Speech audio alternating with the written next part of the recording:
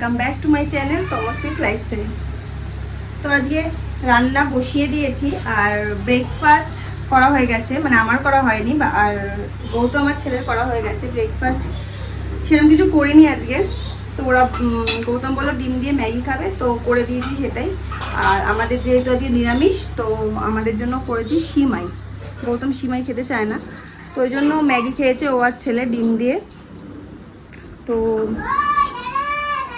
রান্না তো বসিয়ে দিয়েছি, তো দেখি। আর আবার দাদা কি হলো?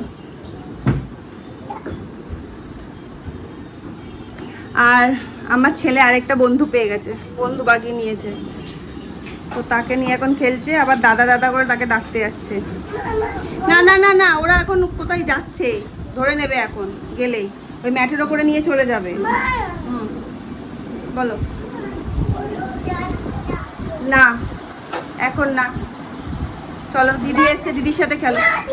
তাহলে তুমি ওখানে দাঁড়িয়ে দাঁড়িয়ে কাঁদো, আমি চলে গেলাম, কারণ আমার রান্না আছে বাবা। তো গৌতম এসি সুইচটা অফ করো, করো। এসি সুইচ চালিয়ে দিয়েছে, ওদিকে যত কটা সুইচ ছিল সব অন করে ফেলেছে। এই হচ্ছে ওর কাজ কারবার। তো যাই, এখন সবজি কাটি। আজ বেশি কিছু করবো না, নিরামিষ, ডাল আর ভাজা, ব্যাস, আর কিছু করবো না। তো এখন সবজি কাটি, চলো। তো গৌতমকে খেতে দিয়ে আমি আমার খাবার নিয়ে বসে পড়েছিলাম। তো যতই ভাবি যে মিষ্টি খাবো না, কিন্তু ততই সিমাই বা ঘরে যদি মিষ্টি থাকে, সেই মিষ্টি আমাকে ঠিক টেনেই নেয়। জানি না কি হয়েছে, কদিন মিষ্টি প্রচণ্ড খেতে ইচ্ছা করছে। তো রোগা হওয়া মনে হয় আমার দ্বারা আর হবে না, কারণ জিভকে আমি কিছুতেই কন্ট্রোল করতে পারি না। ভালো মন্দ খাওয়ার আর মিষ্টি হলে আমি রোগা হওয়া ঠাওয়া সব ভুলে যাই। তো চলো খাই এখন, তারপর দেখি কি করা যায়। খাওয়া শেষ করে এখন যাচ্ছি এগুলো মেলতে।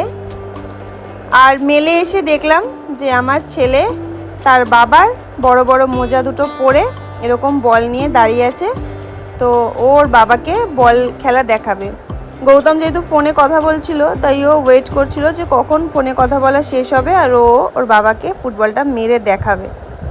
তো গৌতম হচ্ছে একজন ফুটবল প্রেমী, তো তাও ছেলেকে জিজ্ঞেস করলো যে কি খেলবে, ছেলে উত্তরে বলল ফুটবল। তো আজকে ইন্ডিয়া T20 ওয়ার্ল্ড কাপের ফাইনাল, তো আমরা এখন বসে সেটাই দেখছি খেলা। তো খেলা বেশ জমে উঠেছে। খেলা, আমার ছেলে চারিদিকে খেলনা ছড়িয়ে রাখে, তো হাঁটা যায় না, হাঁটতে গেলেই বিপদ আপদ ঘটে পায়ে লেগে। তো যাই হোক, তো খেলা বেশ জমে উঠেছে, ইন্ডিয়া আর সাউথ আফ্রিকা। তো আমরা এখন ফাইনাল ম্যাচ দেখছি, তো দেখা যাক কি হয়। হাড্ডাহাড্ডি লড়াই হচ্ছে এখন, উত্তেজনার চরমে। তো চলো তোমরাও দেখো। তো গৌতম খাবার অর্ডার করেছিল, যেহেতু আমার ভেজ, তো আমার জন্য অর্ডার করেছে যে বেবিকর্ন, ক্রিসপি চিলি বেবিকর্ন। আর গৌতমের জন্য অর্ডার করেছে হচ্ছে তন্দুরি, চিকেন তন্দুরি। তো তোমরা আউট হয়ে গেছে। আমি রান্নাঘরে এসেছিলাম, ভাত বসিয়েছিলাম, তো এসে দেখছি, শুনতে পাচ্ছি আউট হয়ে গেছে। অক্ষর পটেল ভালো খেলছিল, যা আউট হয়ে গেছে।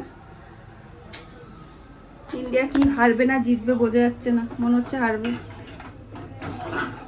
তো যাই হোক, যেটা বলছিলাম সেটা হচ্ছে, তোমরা ভাবতে পারো যে আমার ভেজ, তবু আমি সব খাচ্ছি, কিন্তু আমার মানে ওরকম ভাবে আমি মানি না যে ভেজ মানে ছোঁয়া ধোয়া খাওয়া যাবে না। আমি ছোঁয়া ধোয়াও খাই, আর মেনলি খাই না হচ্ছে মাছ, মাংস, ডিম, পেঁয়াজ রসুনটা খাই আমি, কারণ আমরা বাইরে ঠাইরে বেরোই, তো একেবারে যদি পেঁয়াজ রসুন না মেনে খাই তাহলে সেটা অসুবিধা হয়ে যায়।